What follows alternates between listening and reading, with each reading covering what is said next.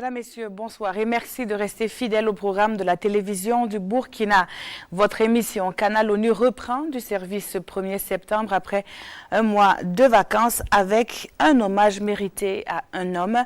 Il a été le 7e secrétaire général des Nations Unies et comptabilise 50 années de vie professionnelle au sein de l'organisation onusienne. Kofi Annan est décédé le 18 août dernier à l'âge de 80 ans. Suivons ensemble ce rappel de ce qu'a été l'homme pour l'Afrique, mais aussi pour le monde entier. C'est sa fondation qui a annoncé la triste nouvelle. Kofi Annan s'en est allé. L'ancien secrétaire général des Nations Unies est mort samedi des suites d'une courte maladie. Il avait 80 ans. Le Ghanéen a dirigé le secrétariat général des Nations Unies de janvier 1997 jusqu'en 2006. Ses efforts en faveur d'un monde mieux organisé et plus pacifique lui ont permis de recevoir le prix Nobel de la paix en 2001. Premier secrétaire général issu de l'Afrique subsaharienne, le Ghanéen a dirigé l'organisation pendant la période troublée de la guerre en Irak, avant de voir son bilan terni par des accusations de corruption dans l'affaire pétrole contre nourriture. Sa disparition suscite déjà des réactions, à commencer par celle de l'actuel secrétaire général des Nations Unies. Antonio Guterres salue son prédécesseur comme une force qui guidait vers le bien. Avant d'ajouter de bien de manière, Kofi Annan incarnait les Nations Unies. Il est sorti des rangs pour diriger l'organisation vers le nouveau millénaire avec dignité et une détermination sans égale. Voilà donc, j'ai avec moi un invité, Monsieur Kogda Der. Bonsoir. Bonsoir. Vous avez été le représentant permanent du Burkina Faso auprès des Nations Unies de 2011 à 2015. Alors, le 18 août dernier, Kofi Annan décédait en Suisse, à Berne. Comment est-ce que vous avez accueilli cette nouvelle? Oui, j'ai accueilli cette nouvelle avec tristesse et avec surprise. Surprise parce que nous le savions très actif après la fin de son mandat. Et il a continué à militer pour la cause universelle à travers beaucoup d'organisations, beaucoup de fondations. Il a même prêté ses bons offices pour le retour à la paix dans certains pays du monde. Donc vraiment, nous ne nous attendions pas qu'il nous quitte aussitôt. Et tristesse parce que l'Afrique et le monde viennent de perdre ici un grand homme, et un visionnaire qui a mis toute son expérience professionnelle au service de l'humanité. Et j'ai saisi cette occasion pour lui rendre hommage et vraiment pour respecter sa dignité, respecter ses œuvres qu'il a eu à laisser. Et nous allons parler justement de ces œuvres, mais vous qui avez servi longtemps à la mission permanente du Burkina Faso auprès de l'ONU, vous avez certainement connu l'homme dont le monde entier pleure aujourd'hui la disparition. Oui, j'ai effectivement côtoyé l'Ulysse disparu, surtout lorsque j'étais conseiller à la mission permanente du Burkina Faso auprès des Nations Unies de 2000 à 2006. J'y ai été nommé ambassadeur à partir de 2011 à 2015. Alors à l'époque, en tant que délégué du Burkina Faso aux Nations Unies, j'ai eu l'occasion de travailler sur beaucoup de ces rapports. Parce que, vous savez, le secrétaire général il produit des rapports sur toutes les questions qu'il soumet aux États membres pour examen, appréciation et décision.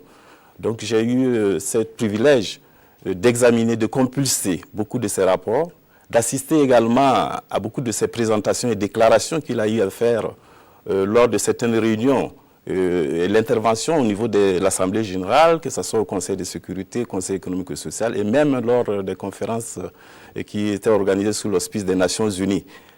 C'est un homme qui était très précis dans ce qu'il faisait, très méthodique et diplomatique.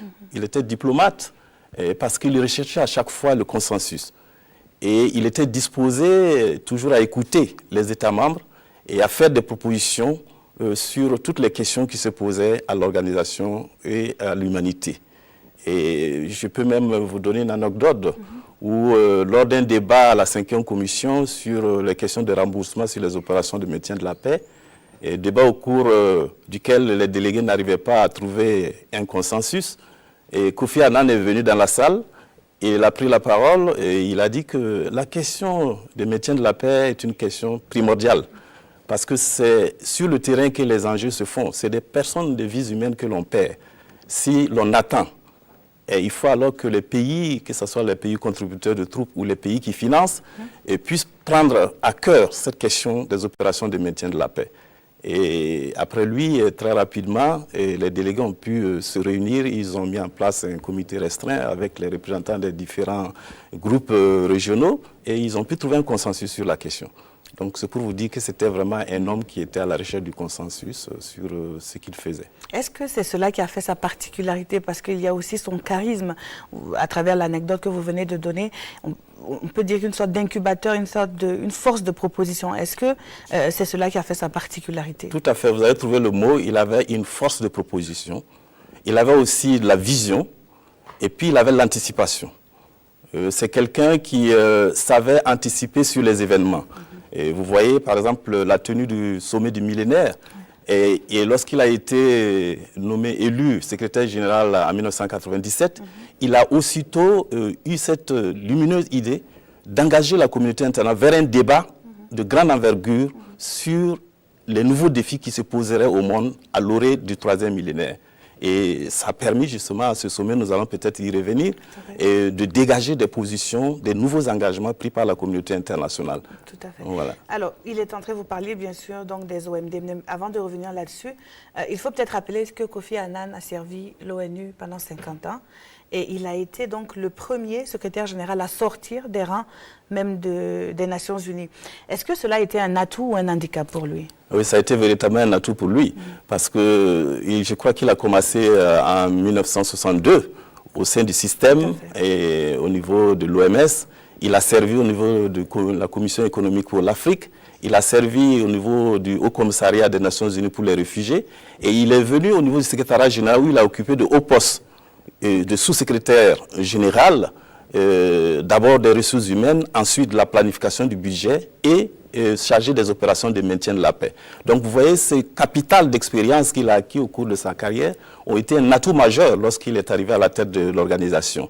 Il connaissait déjà les questions essentielles, les défis qui se posaient à l'organisation et qu'est-ce qu'il fallait faire. Donc déjà, ça lui permet d'avoir un élan d'anticipation et de faire des propositions pour que l'organisation puisse avancer et n'est pas rester toujours dans une léthargie qu'on connaissait par le temps passé. Tout à fait. On peut dire que Kofi Annan, c'était tout naturel qu'il devienne donc le premier dirigeant de cette organisation. Alors, est-ce que, selon vous, les axes ou les domaines dans lesquels l'homme a travaillé, quels sont plutôt les axes ou les domaines sur lesquels l'homme s'est particulièrement illustré? Oui, il va être difficile de dire quel domaine. Il a pratiquement abordé tous les domaines. Mais on peut mettre l'accent sur le domaine du développement et des questions de maintien de la paix. Sur le développement, il a véritablement été un propulseur pour qu'il y ait un nouveau partenariat mondial. Vous savez qu'à un moment donné, les questions de l'aide publique au développement battaient de l'aile. Et Kofi Annan a su anticiper pour que la communauté internationale puisse prendre de nouveaux engagements. Un partenariat pour pouvoir faire en sorte qu'il y ait un réel développement à la base. Et ça, c'était vraiment une vision qu'il avait et c'était très essentiel. Et ça fait de lui l'homme qu'il fallait. Et aussi les questions de paix et de sécurité. Et parce qu'il a servi à travers, comme je l'ai dit tout à l'heure, les opérations de maintien de la paix. Donc, il savait que pour qu'il y ait un développement, il faut qu'il y ait la paix. Donc, il s'est beaucoup engagé. Il a introduit des réformes à ce niveau-là. Et peut-être qu'on pourra en venir plus tard, où ça a permis aux Nations Unies de se réadapter au nouveau concept. Je suppose que vous faites référence à l'une des plus emblématiques de ces réformes qui est rénover les Nations Unies, qu'il a proposé quelques mois seulement après avoir été nommé secrétaire général, c'est-à-dire en juillet 1997. Donc une réforme qui met l'accent sur l'amélioration de la cohérence et de la coordination de l'action de l'ONU. Alors, quel est votre commentaire sur cette réforme? Oui, il le fallait parce que, vous savez, les Nations Unies, comme certains le disent, c'est une grosse machine. Elle aborde toutes les questions qui peuvent toucher à la vie de l'humanité, à la vie de l'homme, à la vie des peuples. Et pour cela, il lui faut un travail de fond, un travail de coordination sur le terrain. Et c'est l'organisation qui est déployée dans toute la planète à travers ces différents organismes et organes. Donc, de ce fait, Kofi Annan a estimé qu'il fallait que les Nations Unies s'adaptent aux nouveaux défis mondiaux qui se présentaient. Et pour cela, il a proposé aux États membres des réformes profondes qui ont permis de refaire du secrétariat un outil approprié. Et si vous voyez, prenez tout simplement l'exemple au niveau des pays, et lors de son mandat, vous avez vu des réformes institutionnelles qui ont permis d'instaurer par exemple le mécanisme de coordonnateur résident, et la question des maisons des Nations Unies, où on a travaillé à regrouper l'ensemble des organismes du système des Nations Unies dans un seul bâtiment. Donc il y a eu beaucoup de réformes à ce niveau. Et même au niveau de l'Assemblée générale, les méthodes de travail ont été revues pour rationaliser le plus possible et permettre à l'organisation de pouvoir se focaliser sur les questions réellement de développement à travers des financements fiables, prédictibles. Alors, M. Kodouga, il y a aussi les OMD, les objectifs millénaires de développement, pour le développement. Alors, c'était à l'horizon 2000. Aujourd'hui, ces OMD ont, on peut dire, évolué. Mais concrètement, que retenez-vous de cette première proposition donc, de Kofi Annan? Ah oui, comme je l'ai dit tout à l'heure, c'est un visionnaire. Et il a saisi la symbolique de l'avènement du troisième millénaire pour rappeler à la communauté internationale qu'il y avait un travail à faire dans le domaine du développement, qu'il fallait qu'il y ait un nouveau engagement. Et c'est ça qui a mené l'organisation du sommet du millénaire, qui a regroupé le plus grand nombre de chefs d'État et de gouvernement jamais connus au niveau des Nations Unies. Et à l'issue de ce sommet, il y a eu l'adoption de la déclaration du millénaire qui a pu retenir 8 objectifs. Et ces 8 objectifs ont été vraiment un tremplin pour les États de se mobiliser une fois de plus en synergie dans un partenariat cohérent où même les partenaires privés, même la société civile étaient appelés à apporter sa contribution. Donc ça a été une idée lumineuse de sa part d'être à la base justement de ce sommet qui a pu mettre ces objectifs-là qui ont évolué, bien sûr, comme vous l'avez dit, où nous en sommes aux objectifs de développement durable pour le développement durable. Donc ça découle de cela, ça découle de lui, des OMD. Et les OMD qui ont touché, rappelons-le, le monde entier. Tout à fait. Tous les secteurs de développement que l'on peut connaître ont été touchés, que ce soit du développement, la santé maternelle, et que ce soit au niveau de la paix, de la sécurité, de la cohésion sociale.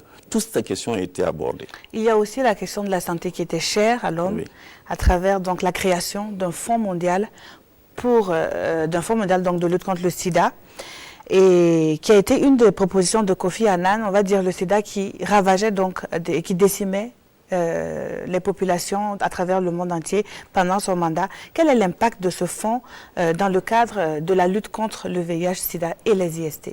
Oui, je crois que l'humanité doit vraiment rendre hommage à cet homme par rapport à ce volet précis. Il a compris que cette pandémie allait être très nocive pour le développement des peuples. Et il a mis en avant la communauté internationale pour trouver des solutions afin de l'endiguer, d'inverser la tendance, d'éviter que cela ne soit une catastrophe humanitaire. Et ça a permis la tenue de plusieurs rencontres au niveau des Nations Unies pour mobiliser les États membres et qui a abouti à la création de ce fonds dont vous parlez. Et ce fonds, il faut se le dire, a permis vraiment d'entreprendre des actions au niveau des États pour qu'aujourd'hui, nous voyons que cette pandémie est un véritable recul, même si ce fonds connaît un peu quelques difficultés actuellement, mais ça a permis quand même d'être l'élan majeur qui a permis aujourd'hui de renverser la tendance et que je pense que cette maladie est maîtrisable aujourd'hui. Ouais. Alors, le mandat de Kofi Annan a aussi connu des difficultés. En avez-vous en mémoire? Oui, vous savez, toute œuvre humaine, vous allez trouver toujours des obstacles. Et c'est la manière dont vous allez franchir ces obstacles qui sont déterminants. Et Kofi Annan, il avait le sens de la mesure. Et comme je l'ai dit, également le sens du consensus, qui faisait qu'à tout moment, il arrivait à endiguer certains obstacles qui se posaient. On peut prendre des cas pratiques, où, par exemple, on a parlé tout à l'heure dans le reportage, la question du pétrole contre pétrole développement, voilà, au niveau de l'Irak, et qui a connu un scandale. Bon, mais ce scandale était dû à un de ses proches. Et par la suite, une commission d'enquête a eu lieu et puis bon, il a été blanchi dans cette affaire. Bon, il y a eu d'autres questions. Par exemple, la guerre de l'Irak, où il s'était opposé à un certain moment donné, où il tenait à ce qu'on trouve des solutions durables, paisibles pour sortir de la crise.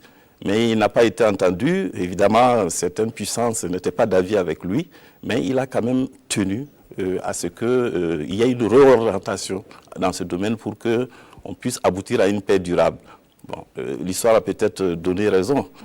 Si on l'avait écouté, je pense qu'on ne serait pas là aujourd'hui avec tout ce qui se passe dans cette partie du monde. Est-ce que vous pensez que le fait qu'il vienne d'Afrique, de l'Afrique noire, a été un handicap pour lui dans son mandat?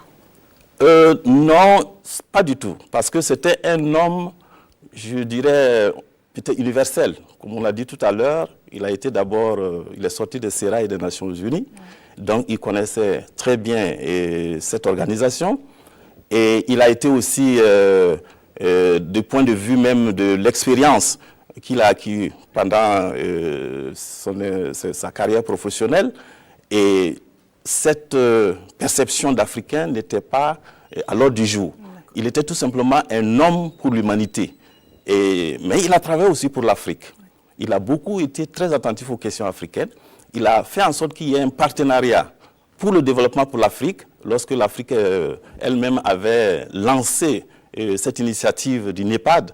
Et il a fait en sorte que cette initiative soit au cœur des Nations Unies. Et du côté aussi de la sécurité, il a fait en sorte qu'il y ait une coopération étroite entre les Nations Unies et l'Union africaine pour pouvoir faire face à ces crises qui sont les plus développées au niveau de l'Afrique. Donc il a vraiment été un homme qui a travaillé pour l'humanité, non seulement pour l'humanité, mais également pour le continent africain. Et quels ont été ses rapports avec le Burkina Faso? Je pense que Kofi Annan a eu de très bons rapports avec le Burkina Faso parce qu'il a effectué même une visite officielle ici lorsqu'il était secrétaire général, je crois, en 2004. Et il y est revenu après son mandat, pas en tourisme, mais il est venu en acteur de développement. Il était venu avec une organisation qu'on appelle l'Alliance pour la Révolution verte en Afrique pour voir comment on pouvait aider le Burkina Faso. Donc, ça veut dire que Kofi Annan est un ami du Burkina Faso et il a démontré et nous nous sommes reconnaissants pour cela. Alors, M. Kodouak, nous arrivons au terme de cette émission hommage, un hommage rendu mérité en tout cas pour Kofi Annan. En conclusion, que retenez-vous de cet homme qui a mis sa vie entière, on peut dire 50 années de vie pour la cause de l'humanité? Oui, je pense qu'il a été, comme je dis, un homme d'action. Il a été un visionnaire. Il a travaillé pour la cause universelle. Et après son départ des Nations Unies, il a continué à le prouver. Et parce qu'il est resté très actif, on l'a vu, au niveau du développement, à travers beaucoup de fondations. Il a même créé une fondation, appelée Kofi Annan. Et il est resté même toujours dans le domaine de la paix et de la sécurité internationale. Il a proposé ses offices, par exemple en Syrie. Oui. Il a proposé ses offices. Et il est resté toujours dans l'humanitaire. J'ai parlé tout à l'heure de l'Alliance pour la Révolution verte en Afrique, où il était le président. Et il a vraiment œuvré. Je pense que c'est là un héritage que nous devons sauvegarder. Et il y a même le centre des opérations de maintien de la paix Kofi Annan au Ghana. Tout ça, ça fait partie de l'héritage qu'il nous laisse et que nous pouvons capitaliser pour que les générations futures puissent en bénéficier de l'expérience d'un tel homme et de ce qu'il a laissé jusqu'à son dernier souffle. Merci à vous, M. Kodouak. Je rappelle que beaucoup. vous avez donc travaillé au niveau de la mission permanente du Burkina Faso au sein des Nations Unies. Vous l'avez tantôt répété, Kofi Annan, il faut donc pérenniser ses actions. Il faudra donc conserver cet héritage qu'il nous laisse, à savoir... Mais il ne faudra pas non plus oublier ce qu'a été l'homme, la diplomatie, le charisme qu'il a incarné, son sens de l'anticipation. Merci en tout cas à vous d'avoir été sur ce plateau. Merci également à vous d'avoir suivi cette émission, une émission, vous l'aurez compris, entièrement dédiée à Kofi Annan. Kofi Annan, donc, qui a été le 7e secrétaire général des Nations Unies, qui s'est éteint le 18 août dernier à l'âge de 80 ans en Suisse. Merci pour votre attention. Très bonne suite de programmes sur la télévision du Burkina.